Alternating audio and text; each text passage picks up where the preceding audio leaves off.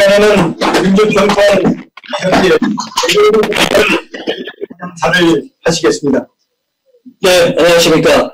공보이호 특별 시리즈 첫 번째 순서로 우리 송영길 국회 외교위원장님 모시게 되어 영광스럽게 생각합니다. 특별히 이 시간에 우리 백이천 사무처장님, 또 김성곤 제 동포 이사장님, 또 박경재 LA 총영사님, 그리고 영킴하오님의 축사 순서에 감사드립니다. 특별히 우리 이주지역협의회 노력한 부의장님과 각 지역 협의회 회장님, 또 임원 여러분 또 감사드리고, 또 각 지역에 20분의 한인 회장님께서도 참여하셨습니다. 다시 한번 감사드립니다. 특별히 오늘 행사에 저희 LA 민주평통 자매평통인 전북지역협의회 홍정식 부의장님과 또 여러 협의회장님, 또 임원 여러분 참여해 진심으로 감사를 드립니다. 오늘 강연에 이어 다음에 영킴 하원 연구모임 공동의장님을 모시고 강연을 할 예정입니다. 앞으로도 계속 저희 LA 자문위원님들과 활발한 논의와 교류를 부탁드리며 오늘 참석한 모든 분께 감사드리며 감사합니다.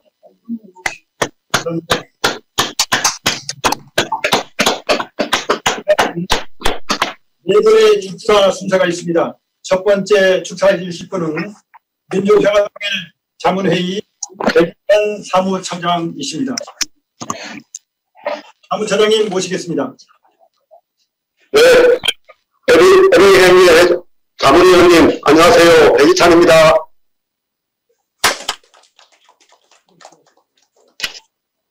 예, 강연을 위해 바쁘신 시간을 내어서 여기에 오늘 강연을 해주시 나오신 송영길 외교통일위원장님께 진심으로 감사를 드립니다.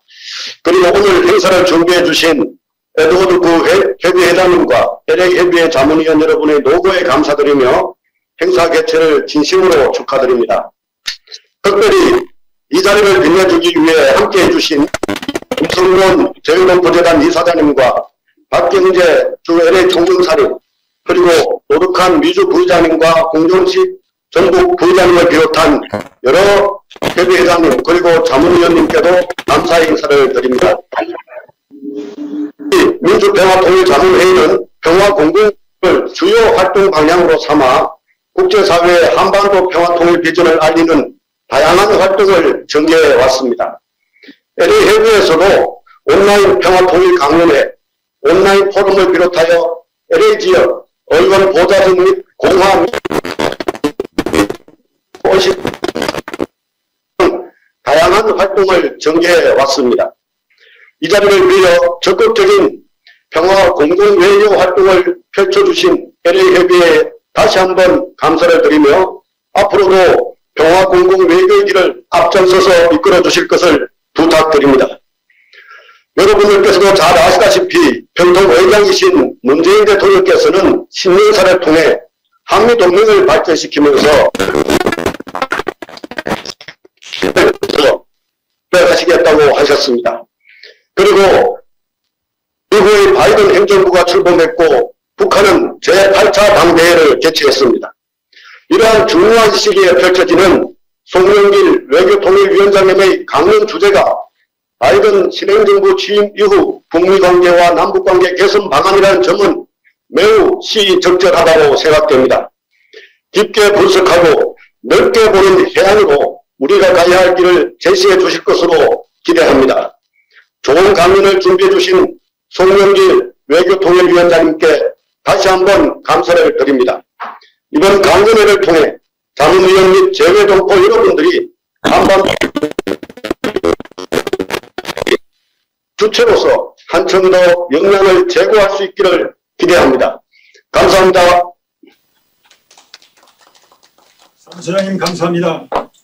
두 번째 축사해 주실 분은 재외동포재단 김성곤 이사장님이십니다. 이사장님 모시겠습니다.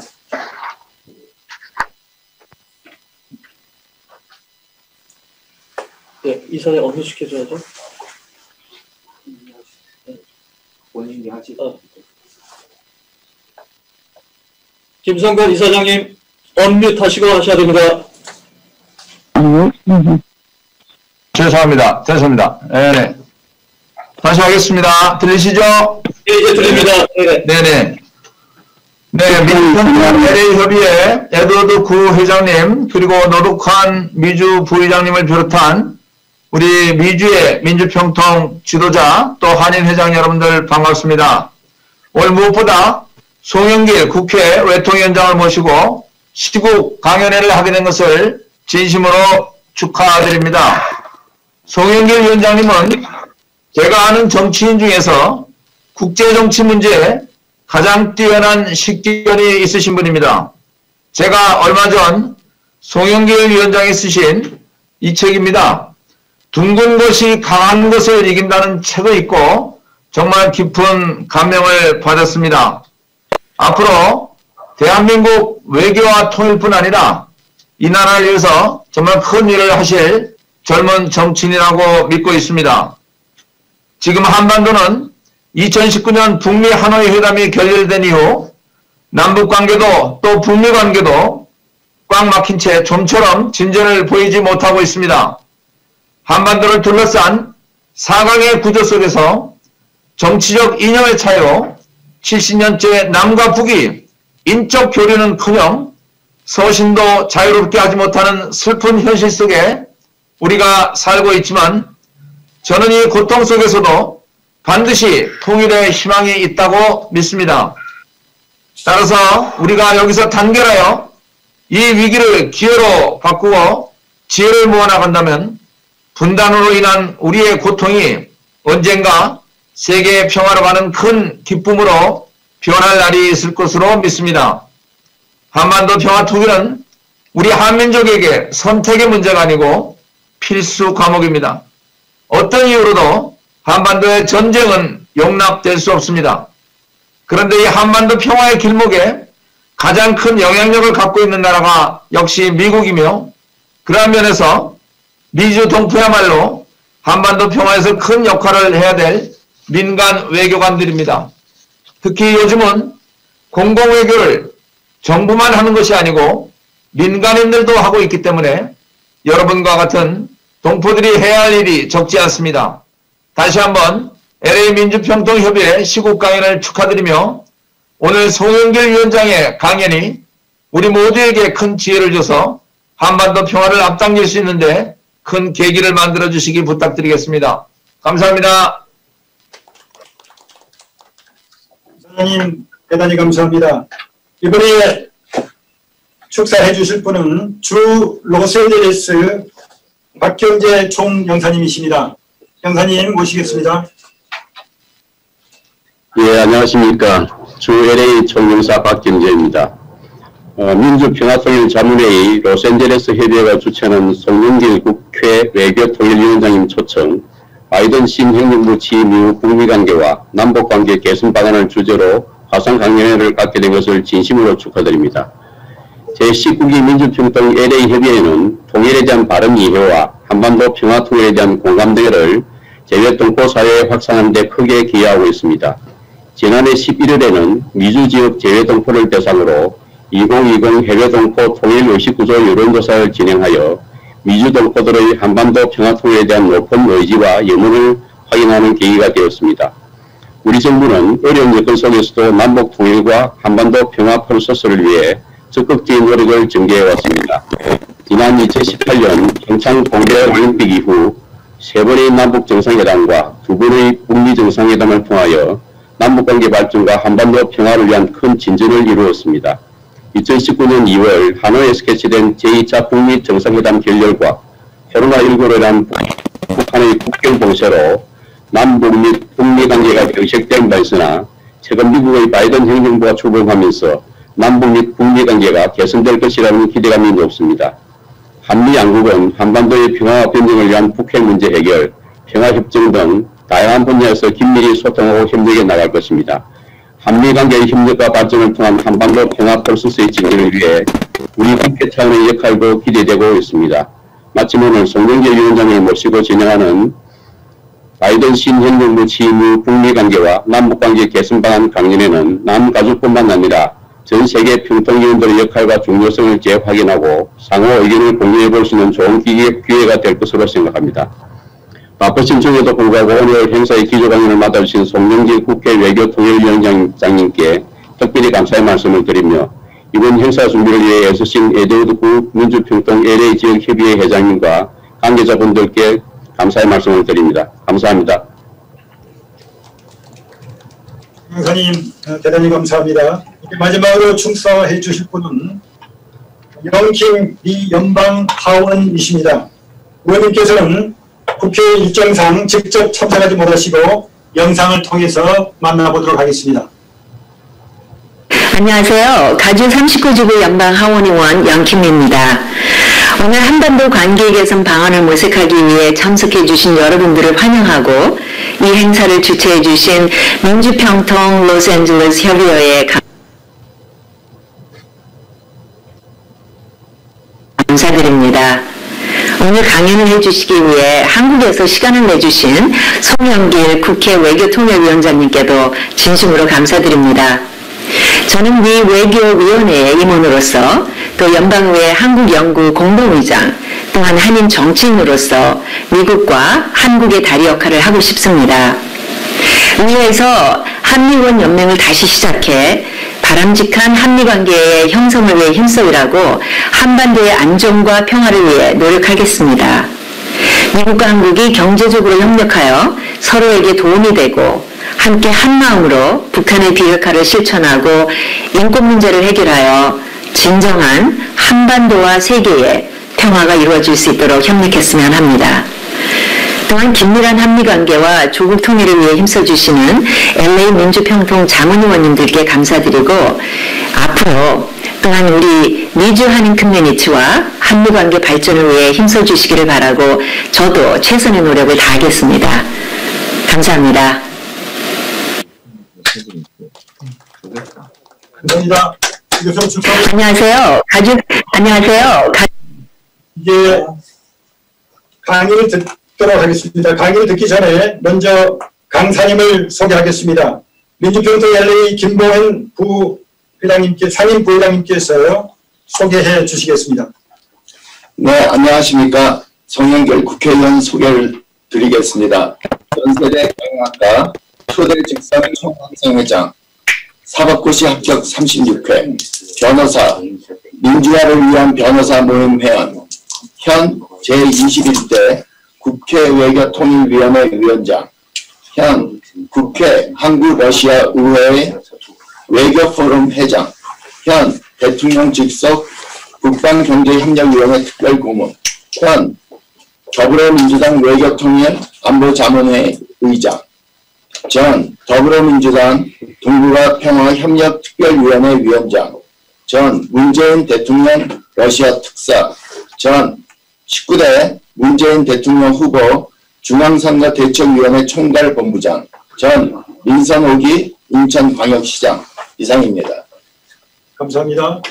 강사 소개를 마치고 강의 들어가기 전에 여러분에게 공지사항을 알려드리겠습니다. 강의 후에 질문과 시간이 있습니다. 질문이 있으신 분은 줌의 메일을 이용해서 간단히 노트해 주시면 감사하겠습니다.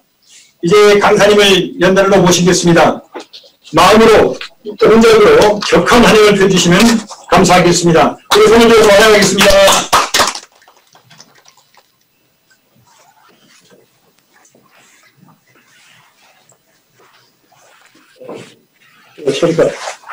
네, 안녕하십니까. 송영길입니다. 들립니까?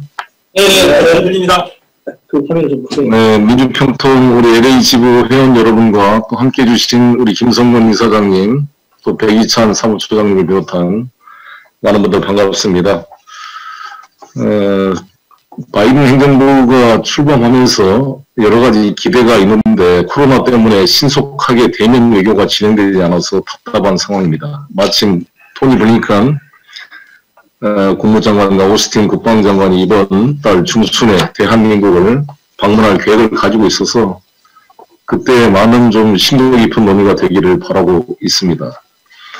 특히 이란 핵합의가 빨리 됐으면 좋겠다는 생각을 가지고 있는데 이번 한미 방위비 협정과 이란 핵합의를 제가 비교를 해보면 아시다시피 이 방위비 분담 협정이 트럼프 행정부의 $50억 요구라는 터무니없는 요구 때문에 교착 상태에 빠져 있다가 이번에 합의가 됐습니다.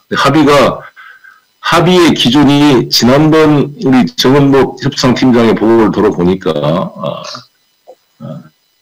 마지막 트럼프 행정부 때 합의된 그 안 거의 그 내용으로 합의가 된 것입니다. 그때 한 13.6% 정도를 인상하는 것으로 합의가 돼서 폼페이오 장관과 마크 에스퍼 국방장관도 동의했는데 트럼프 대통령이 거절해서 중단됐던 그 잠정 합의 내용을 기초로 거의 합의가 이루어졌습니다. 약간 0.3% 정도 조정이 되고 협정 기간이 6년으로 합의되고 합의가 지연됐을 때 주한 미군 근로자들의 급여는 예전 협정대로 집행된다는 준예산 제도가 도입된 것은 진전된 것입니다. 왜냐하면 무급 휴직을 압박 수단으로 우리를 압력을 넣지 못하도록 그 이제 조항을 해결한 것입니다. 마찬가지로 JCPOA도 복귀하겠다고 블링컨을 비롯한 바이든 행정부가 이야기를 했습니다.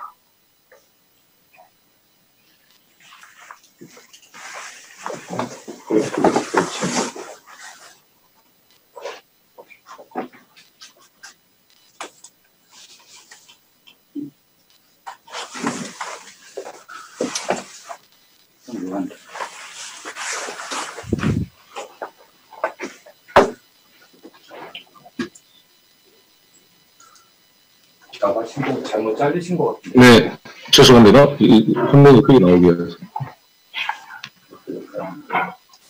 네, 죄송합니다. 참석자들이 많아가지고. 네. 그런데 이제 이러한 그 핵 합의 복귀를 약속했습니다만 지금까지 안 되고 있는 이유가 뭐냐면 지난 트럼프 정부 때 마이크 폼페이오가 2018년 6월 달에 JCPOA를 일방적으로 탈퇴하면서 미국이 추가 요구한 12가지 사항이 있습니다. 그 12가지 사항은 핵에 관한 사항뿐만 아니라 8가지는 핵과 관련되지 않는 미국의 어떤 그 바램을 담아넣습니다. 예를 들어서 이란 혁명 수비에 대한 활동 통제, 시리아에 활동되는 것, 이란 뭐 지원금 철수, 헤즈볼라에 대한 지원 중단, 이러한 해묵은 주제들이 포함되어 있기 때문에 이란 측에서는 받아들일 수 없다는 것이고, 지금 이란 측에서는 단계적으로 이란 핵 합의를 지금 어기고 0.36% 우라늄 농축 기준을 5% 아니 3.67%를 5%까지 올리고 지금 하고 있습니다. 그러면 여기서 지금 여야 의원들이 바이든 행정부의 JCPOA 복귀를 촉구하면서 하고 있는 것이 JCPOA를 원상 복귀하는 것이 아니라 플러스 미사일 문제를 비롯한 포괄적인 협정을 해라라는 요구가 들어있습니다. 그러다 보니까 바이든 행정부는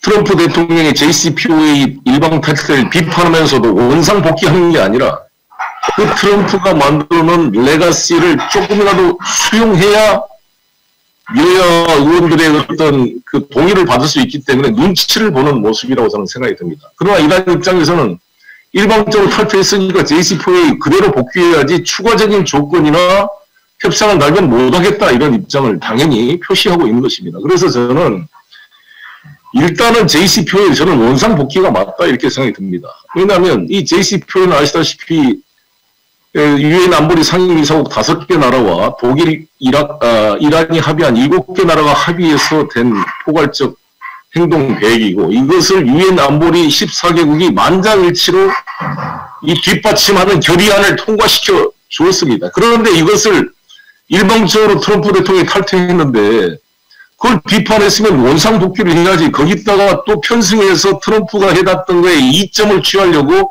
추가적 조건을 내건다 그러면 이 협상은 장기화되기가 쉽다 이렇게 생각이 듭니다. 그래서 별도로 미사일 문제나 이런 뭐 헤즈볼라나 시리아 문제는 논의를 하더라도 일단 JCPOA는 원상 복귀를 해놓고 제재도 해제를 시켜놔야 추가적인 다른 부분에 협상이 되지 않을까 저는 이렇게 생각이 듭니다. 이것이 저는 바이든 행정부가 눈치 보지 않고 하는 것이 이 문제를 푸는 길이고 그래야 북한에 대해서도 핵을 포기할 수 하라고 강요할 수 있는 거 아니겠습니까?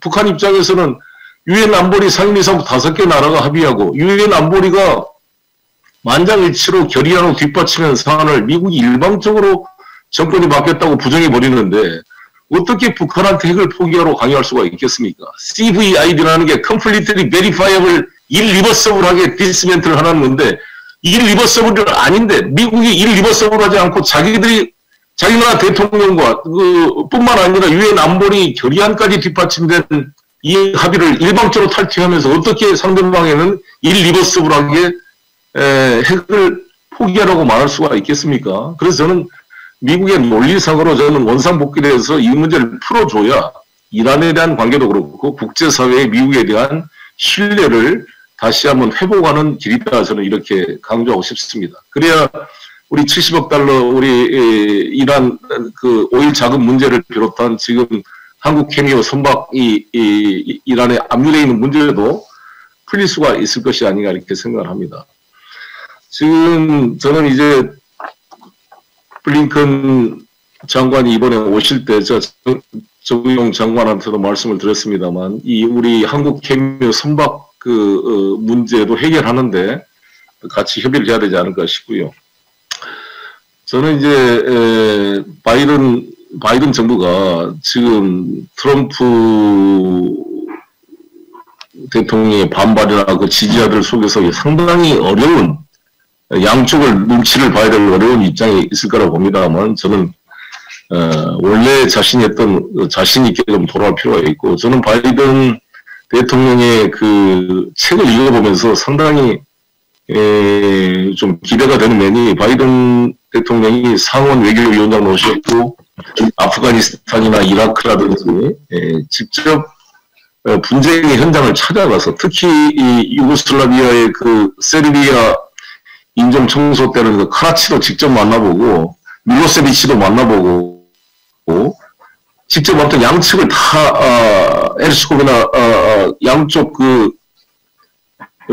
그거를 다 만나면서 문제를 풀려고 하는 것 진지한 자세에 상당히 저는 감동을 받았습니다. 아프가니스탄의 럼스펠드의 그런 방해와 비핵조에도 불구하고 아프간 현장을 직접 그 열악한 상황을 파악하는 그 바이든의 모습에서 저는 상당히 저도 같은 외교위원장을 하는 국회의원으로서 그런 적극적 현장 의정 활동에 대해서 저는 많은 공감과 감동을 느낀 바 있는데 그 중에 그 바이든 상원의원이 쓴 글 중에 저희가 루거 의원과 같이 그 상의했던 것이 이 북의 핵 활동을 중단시키고 감소시키기 위해서는 김정일이 요구하는 불가치 협정 체결을 목표로 같이 협력하는 것이 불가피하다 이런 글이 나옵니다. 그렇게 상당히 저는 바이든은 오바마 대통령보다 훨씬 더 외교 문제에 정통하고 또 한반도 문제를 깊게 이해하고 있는 것이 아닌가. 오바마 대통령은 아쉽게도 이명박 박근혜 정권에 좀 끌려다니는 면이 있었다. 그래서 소위 스트래티직 페이션스라는 그런 정책을 폈습니다만 사실상 전략적으로 방치해버렸고 그것이 지금 북한 핵 악화의 요인이 됐다고 생각합니다. 그래서 저는 트럼프 대통령이 오바마 8년 동안 뭐 했냐 이거 해결했어야 된다라고 반론했던 것은 정말 일견 일리가 있는 주장이었다 이렇게 생각합니다. 트럼프 대통령이 싱가포르 회담을 통해 북한 지도자를 직접 만난 것에 대해서 미국의 보수 언론이나 정치인들은 외전 서그 어떤 깡패 같은 저런 그 일종의 저런 정권의 독재자를 미국 대통령이 대가 없이 만나줌으로써 그들의 지위를 국제사회에 높여주고 또 합리화시켜줬느냐 이런 비판을 합니다. 그런 비판이 일견 일리가 있을 수가 있습니다만 다른 측면으로 보면 미국 본토에 대륙간 탄도 핵 미사일을 날릴 능력을 가진 저런 이 정권을 잘 관리를 하지 않고 사원하면 어떻게 되겠습니까? 그래서 저런 정권을 미국 대통령이 만나줌으로써 오히려 북한 사회를 국제사회에 등장시키고 국제적인 여론을 소통하게 만드는 긍정적 역할을 한 것이라고 봅니다. 맨날 제가 푸틴 대통령을 만났을 때 이런 얘기를 했어요. 푸틴 대통령께서 하긴 했지만 증거인멸을 의심할 만한 부분은 없었던 것 같다고 증언했습니다. 뭐지? 들립니까? 네. 네. 푸틴 대통령을 제가 만났을 때 무슨 얘기를 했냐면, 푸틴 대통령께서 북핵 문제를 대화를 통해서 평화적으로 해결한다는 원칙을 일관되게 가지고 있는 것에 나는 동의를 하고 감사를 표시했는데, 문제는 푸틴 대통령 본인도 김정은을 만나고 있지 않지 않습니까? 지금 3차 세계대전의 단초가 될지도 모르는 위험한 상황에서 서로 핵단추를 가지고 있다고 자랑하는 상황에서 왜 직접 만나지 않습니까? 라고 제가 제안을 했거든요. 그래서 라브로프 장관을 특사로도 파견할 용의가 없느냐 그랬더니 일리가 있다라고 수용을 했어요. 그래서 그때 라브로프가 평양을 갔고 그 다음에 이제 아시다시피 북미 관계가 풀어지려고 그러니까 시진핑도 김정은을 만나준 거 아닙니까? 그 전에 시진핑도 푸틴도 김정은을 안 만나줬거든요. 근데 그 계기로 서로 이제 다 만나주면서 어찌됐든 김정은이라는 존재가 국제사회에 등장을 하게 됐고, 소통하고 대화할 수 있는 상대로 만들어준 것은 보수적인 분들이 비판한 면도 뭐 일리가 있는 면이 있습니다만, 오히려 긍정적으로 보자면 북한을 예측 가능한 국제사회 이론도 유도하는 중요한 계기를 만들었다 이렇게 생각합니다. 중요한 것은 그 싱가포르 합의가 하노이 회담에서 구체화되지 못한 것인데, 하노이 회담도 다 보시면 싱가포르 회담도 북미관계 정상화와 북핵 문제 해결을 같이 추진하는 것입니다. 이게 어떤 게 선이냐 문제가 아니라 동시병행으로 추진할 수밖에 없고, 미국인들이 이번 대통령 선거 때 총기 수요가 뭐 4배가 늘었다는 말이 있습니다만, 미국인들은 자기 나라가 자기들이 스스로 뽑은 연방정부나 주정부의 경찰력, 군대도 믿지 못해서 자신의 안보를, 자신의 가정을 스스로 지켜야겠다고 총기를 더 많이 구입하고 총을 가질 권리를 절대 포기하지 않고 수정헌법의 신성불가침 권리로 NRA나 이쪽에 주장하면서 어떻게 북미 관계에서는 상대방한테 총을 내려놓고 할 수가 있겠습니까? 어떻게 그걸 믿고 서로 간에 내 총은 선한 총이고 저건 나쁜 총이니까 내려놔라? 이렇게 되기는 국제사회에 쉽지 않습니다. 그래서 같이 총을 내릴 수밖에 없기 때문에 북미 간의 불가침 협정 체결과 북핵의 포기는 동시병행적으로 추진될 수밖에 없는 것은 자명한 이치입니다. 이걸 가지고 선이냐 후냐 가지고 지루한 논쟁으로 또 시간을 소모해서는 저는 안 된다 생각합니다. 그래서 최근에 저는 에드워드 마키 의원과 앤디 레빈 의원이 지금의 이 제재 문제를 좀 조정할 필요가 있다 이런 것은 전폭 좀 그 제안에 동의를 하고, 빨리 저는 북한에 대한 그 인도적 지원을 위한 미국인 여행 금지 조치부터 좀 철폐시켜서 좀 당장 이란 핵합의나 이 코로나 문제 때문에 북핵 문제를 우선순위에 다룰 수 없다고 한다면 북한한테 이런 긍정적인 메시지를 줘야 된다 우선. 그리고 제가 커트 캠벨을 만났을 때도 아시아 짜르가 됐는데 아주 커트 캠벨도 제 말에 동의를 했습니다. 스티브 비건도 한테도 그런 이야기를 했었는데요. 일단 북이 이대로 계속 방치해놓으면 북이 이제 SLBM을 분명히 저는 발사할 가능성이 있다고 봅니다. 그렇게 되면 완전히 더 악화되기 때문에 트럼프 대통령이 뭘 자랑했습니까? 제재를 하나도 풀지 않고 추가적인 핵실험을 중단시키고 ICBM 활동을 중단시켰다. 이것은 자기의 외교적 공로라고 자랑을 했습니다만 이것은 정말 공짜로 지금 자랑하는 거잖아요. 북이 계속 대가 없이 저렇게 그대로 있기는 쉽지 않을 거 아니겠습니까? 그런 면에서 저는 북이 추가적인 도발을 하게 되면 이게 더 악화되기 때문에 일단 북은 지금 보고 있습니다. 바이든에 대해서 아직 취임 이후로 바이든 대통령에 대해서 아주 뭐 비난이나 부정적 언사를 아직 참고 있고 아직 추가적인 도발도 하지 않고 있는데 이게 언제 깨질지 모르는 불안한 상황이기 때문에 이것을 유지 관리하면서 보다 진전된 형태로 가기 위한 임시적인 조치가 저는 필요하다. 그것이 북에 대한 인도적 지원의 확대와 여행금지 제한 철폐, 나중에는 북미 연락사무소들이 만들어져서 긴밀한 협의가 복원될 필요가 있다 이렇게 생각합니다. 이거를 하기 위해서 저희 문재인 정부가 이제 임기가 이제 1년도 채 안 남았습니다만 그 기간 안에 이러한 그 진전된 합의를 끌어낼 수 있도록 저도 외교통일위원장으로서 최선을 다하도록 하겠습니다. 감사합니다.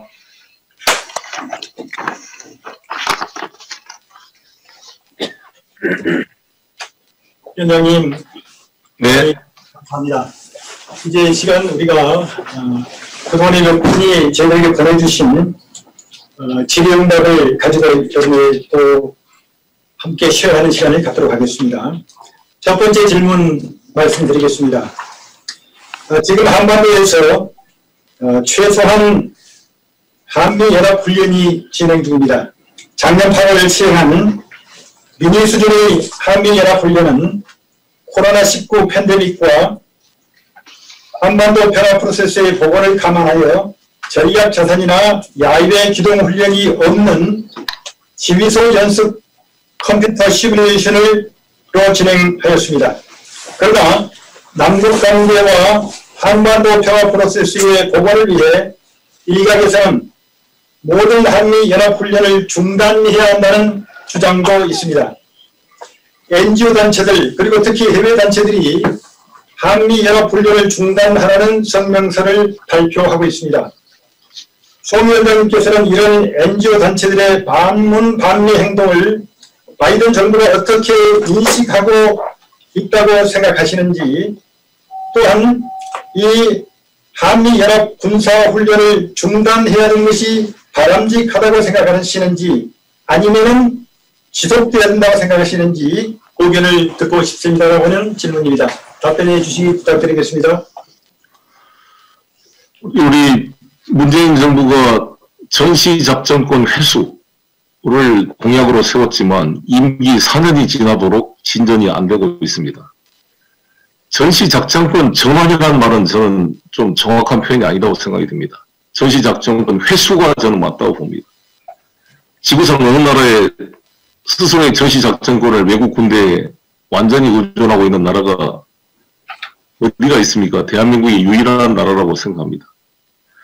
근데 이걸 하려면 아시다시피 이명박 박근혜 정부 때 12년, 14년 이렇게 기한이 정해졌던 것을 조건부로 전환시켜서 여러 가지 추상적인 한국군의 대응 능력이 갖춰졌을 때 돌려주겠다라는 것은, 아니 맡긴 사람이 우리 대한민국인데 그 찾아오는 조건을 우리 맡긴 사람이 주도해서 해야지, 그 맡은 사람이 이 조건이 안 되면 못 돌려주겠다는 것은 일종의 자신이 위탁된 것을 위탁자가 돌려달라고 돌려주지 않겠다는 상당히 이상한 논리가 될 수가 있습니다. 그래서 저는 이 조건부 회수를 최소한 기한부로 바꿔야 된다.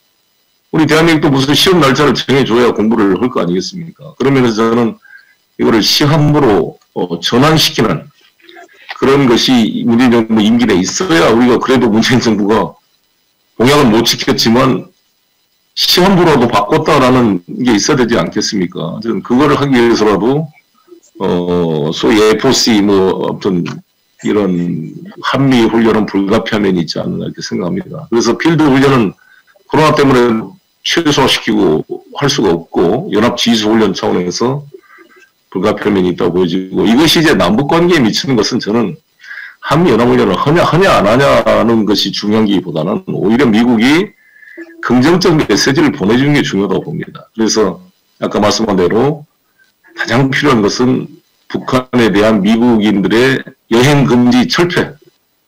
그래서 바이든 대통령도 다녔던 시라큐스 대학 같은 데서 김책공대랑 하는 협력이라든지 평양병원이라든지 여러 가지 NGO 단체들의 또 사업들이 있습니다. 이산가족 상봉, 북미 간의 이산가족 상봉 문제도 그렇고, 이런 것들을 좀 풀어줘서 긍정적 메시지를 보내는 게 훨씬 중요하다 이렇게 생각합니다. 감사합니다. 충분히 답변이 되셨으리라고 생각합니다. 두 번째 질문 드리겠습니다. 북한은 사실상 핵 보유국입니다. 북한이 핵 보유국이 된 것도 미국의 대북 정책의 실패로 한반도 비핵화 실현에 기인했다고 봅니다. 트럼프 행정부가 북한이 제한한 연변 핵폐기 시설과 대북 제재와 맞교환하자는 북한의 제안을 수용하지 않았기 때문에 실패하였다는 생각을 합니다. 바이든 정부가 과연 김정은 위원장의 두 개의 조건을 받아들일지 안 받아들일지, 만약에 받아들이지 않는다고 하면은 과연 어떻게 생각하시는지에 대해서 말씀해 주셨으면 감사하겠습니다. 두 가지가 좀 필요하다고 봅니다. 하나는 이 김백철과 스티브 비건 간의 실무 협상이 너무 기간이 짧았고 내용이 충분하지가 않았습니다. 그거를 싱가포르 회담 이후에 하노이 회담 불과 며칠 앞두고 급히 짧은 시간에 만난 그 정도 협의 가지고는 정상회담에서 이견 없이 사인할 정도로 논의를 숙성시키지를 못했습니다. 그러면 이것은 왜 그러냐? 북한의 특성상 김영철이 재량권을 가지고 세세한 문제까지 비건과 협의를 할 수가 없었습니다. 제가 스티브 비건한테 이야기를 들어보니까 김영철이 재량권이 없더라. 그러니까 다 잘못 자기들이 협상했다가는 평양에 가서 숙청당할 위험이 있기 때문에 대단히 조심스러울 수밖에 없습니다. 그러면 이것을 어떻게 해결할 거냐? 그거는 그냥 평양에서 회담을 해서 바로바로 내용이 김정은한테 보고되고 다시 맨데이트를 받아서 바로바로 진행이 돼야 협상이 진행될 수가 있다. 그래서 저는 이게 되려면 가능한 평양에서 회담을 해야 빨리빨리 논의가 될 것이다라는 이야기를 드리고 싶고요. 그리고 연결 이제 핵시설 문제 그건 이거라고 봅니다.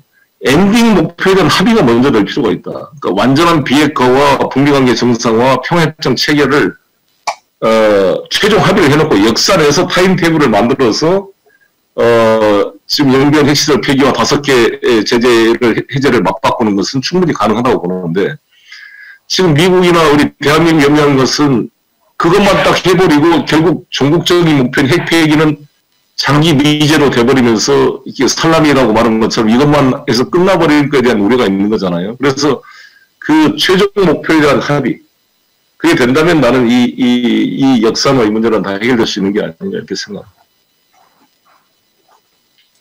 감사합니다. 세 번째 질문 드리겠습니다. 코드 플러스 곧 미국, 일본, 인도, 호주의 반중 나토형 인도태평양 안보연합체 구상은 트럼프 행정부의 구상이었습니다. 만약 새 미 행정부가 미중 전략 경쟁에 중국을 군사력으로 견제하기 위해서 문재인 정부의 코드 플러스 안보연합체에 참여하는 요청이 있다면 과연 대한민국 정부는 어떻게 해야 될 것인가에 대해서 어떤 견해를 가지고 계신지 질문입니다. 코드가 안보협의체로까지 발전할지는 아직은 좀 미지수입니다. 이게 우리 정부는 특정 국가를 배제하는 협의체는 안 된다 이런 원칙적 입장을 현재 견지하고 있고요. 아직은 미국이 저희들을 코드로 이렇게 참여를 공식적으로 요청한 바가 없습니다. 근데 저희들은 저희들 외교는 그랬나 봅니다. 미국과 긴밀한 신뢰를 가지고 협력함으로써 이 코드에 참여해서 중국을 포위 봉쇄하는 것 같을 때 우리 대한민국이 가지고 있는 여러 가지 여건들에 대한 특수성들을 잘 설명할 필요가 있다 이렇게 생각합니다.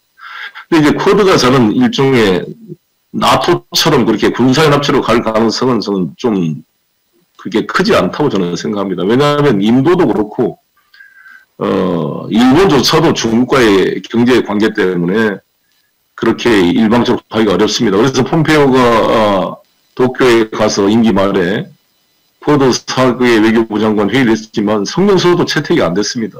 그만큼 이견이 있었던 거고 제가 한인도 의원의 회장을 맡고 있는데 인도 측과 제가 긴밀히 협의를 하고 있는데 인도도 중국과의 관계에서 일방적으로 중국을 포위하는데 참여하기는 쉽지 않습니다.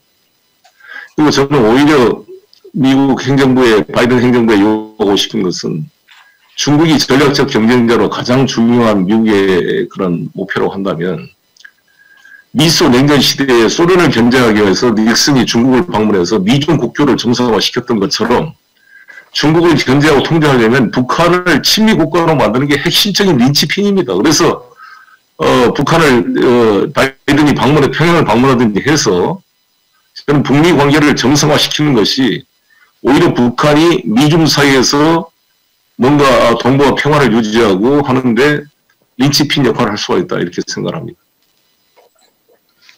감사합니다. 시간 관계상 한 가지 질문만 더 드리도록 하겠습니다. 땡땡가로부터는 남북 북미 관계의 복원을 위해 한국 정부와 미국 정부가 인도주의적 지원과 방역 지원을 제안했지만 북한은 묵묵부답입니다. 남북 또는 북미 관계의 개선을 위해 먼저 남북 북미 대화부터 시작을 해야 되는데 어떻게 하면 북한을 대화의 테이블로 유인할 수 있는 방안이 이슈라고 생각하십니까? 혹시라도 북한에 어떤 인센티브를 줘야 하는지에 대해서 좀 구체적으로 말씀해 주십시오라는 질문입니다. 저는 지금 그 상태에서 남북관계는 풀기 어렵다고 봅니다. 지금 북측 입장에서는 남북 그 판문점 선언과 평양 선언까지 해서 문재인 정부에 자기들이 나름대로 배려를 했는데 대한민국이 미국의 허락 없이 아무것도 할 수 없는 무력한 모습을 보였다. 따라서 대한민국과 협상할 필요를 못 느낀다. 이런 입장을 가지고 있습니다. 그래서 이 문제를 푸는 길은 한미 간에 우리가 풀어야 된다고 봅니다. 한미 간에 풀어서 정말 저는 한미 동맹이 고투게더 같이 갑시다라고 다 주한미군 사령관도 항상 이야기를 하는데 저는 고투게더만은 부족하다. 플러스 the division of role이 필요하다. 즉 역할 분담이 필요하다고 생각합니다. 그래서 이 문제를 풀기 위해서 미국이 한국에 좀 재량권을 줘야 그거를 가지고 우리가 남북관계를 풀어볼 수가 있거든요. 그래서 지금 중요한 것은 우리가 미국과 협의를 통해서 대북 정책의 재량권을 확보해내는 것이 첫 번째 문제라고 봅니다. 예를 들어 인도적 지원 확대라든지 뭐 개성공단 뭐 일부라든지 금강산 뭐 일부 뭐 개별 관광 허용이라든지 여행 금지 제한 뭐 부분적 철폐라든지 이러한 어떤 의미 있는 조치를 우리 외교력으로 미국과의 관계 속에서 확보해가지고 이걸 가지고 남북 관계를 풀어내야 북이 그래도 신뢰를 가지고 대화에 응할 수 있다 이렇게 생각합니다. 감사합니다. 이것으로서 질의응답을 마칩니다. 그동안 강의해 주시고 또한 질의응답에 충실하게 대답해 주셔서 대단히 감사합니다. 일정상 위원장님께서 이사하셔야 하므로 간단히 인사하시는 시간을 드리도록 하겠습니다. 제가 오늘 우리 딸이한테 메시지를 받았습니다. 제 딸이 지금 91년생이니까 딱 30인데 그동안 별로 우리 민주당과 우리 정부에 대해서 약간 비판적 입장을 취하고 있었어요. 근데 어제 메시지가 뭐냐면 미얀마를 보면서 새삼 아빠한테 고마움을 느꼈다. 자기 또래 애들이 그 미얀마에서 막 총에 맞고 군사 쿠데타에 저렇게 핍박을 당한 모습을 보면서 우리 민주주의의 소중함을 느꼈고 아빠 세대가 민주주의 싸우는 거 고마워. 메시지 보셔서 제가 눈물이 날 정도로 알아줘서 고맙다 제가 메시지를 보냈는데 정말 지금 박정희 정권을 찬양하는 이 태극기 문제나 이런 분들은 그때마다 애기 어르신들 아시겠지만 막걸리 마시면서 박정희 대통령 비판만 하더라도 남산 지하실에 끌려가 두들겨 맞을 때였습니다.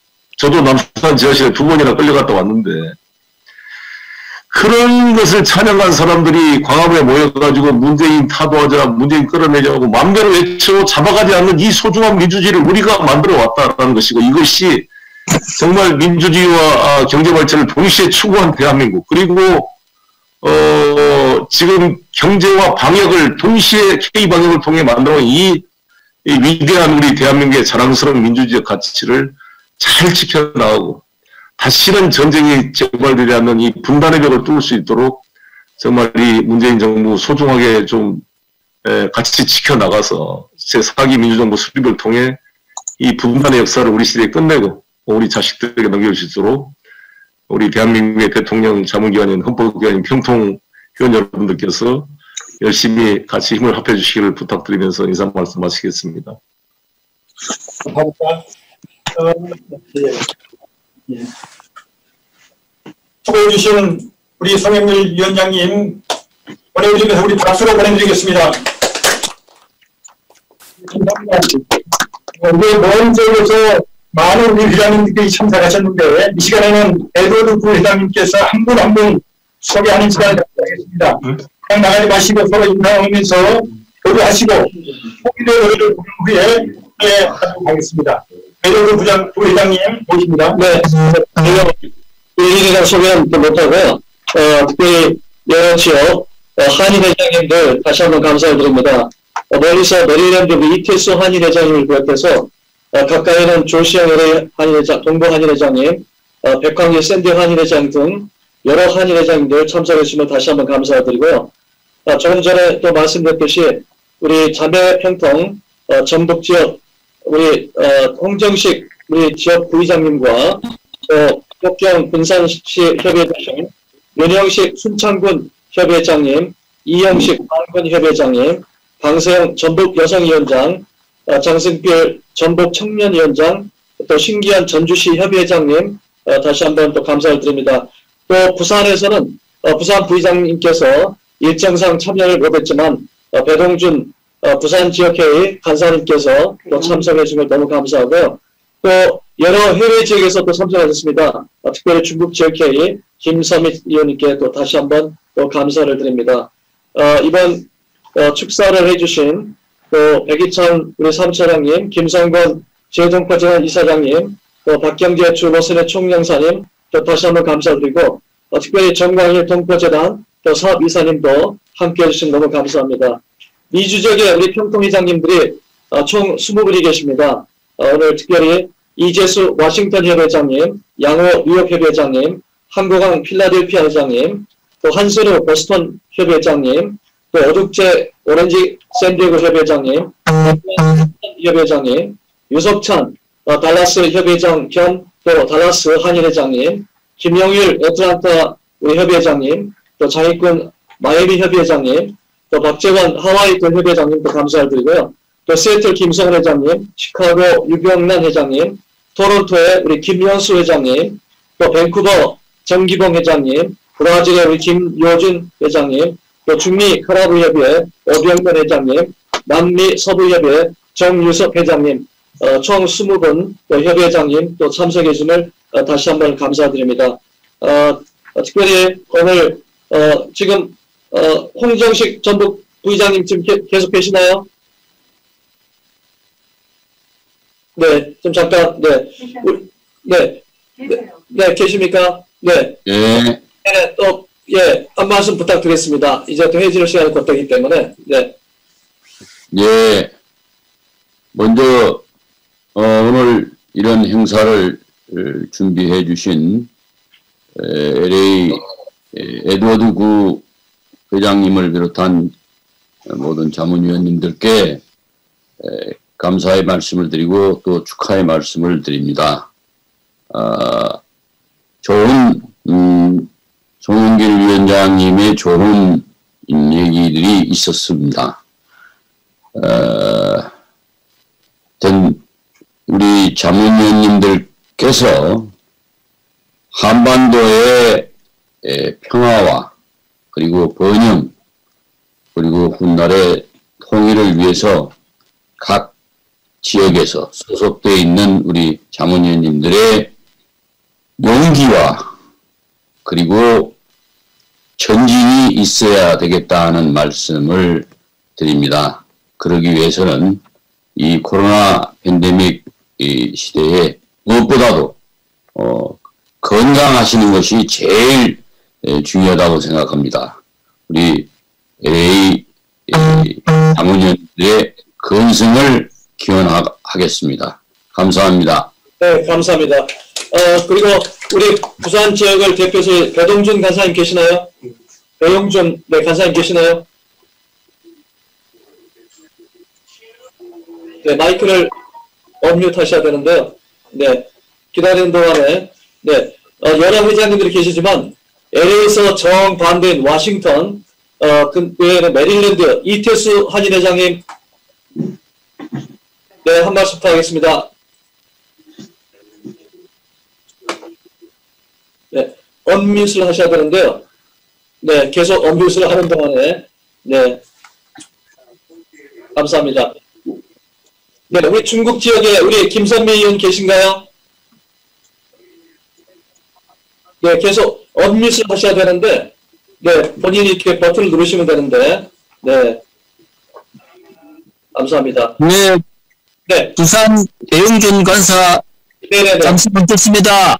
네네, 네네네, 인사 말씀하세요. 부산을 대표해서. 네, 우리 LA협의회 우리 교민님들, 자문위원님들 정말 반갑습니다. 오늘 송영길 의원님이 또 우리에게 교훈을 주시는 우리 현실을 깨닫게 하는 그런 강의를 듣고 저도 부산광역시 또 시의원을 맡고 있으면서 또 나라에 조금 보탬이 되는 그런 일을 하고 싶습니다.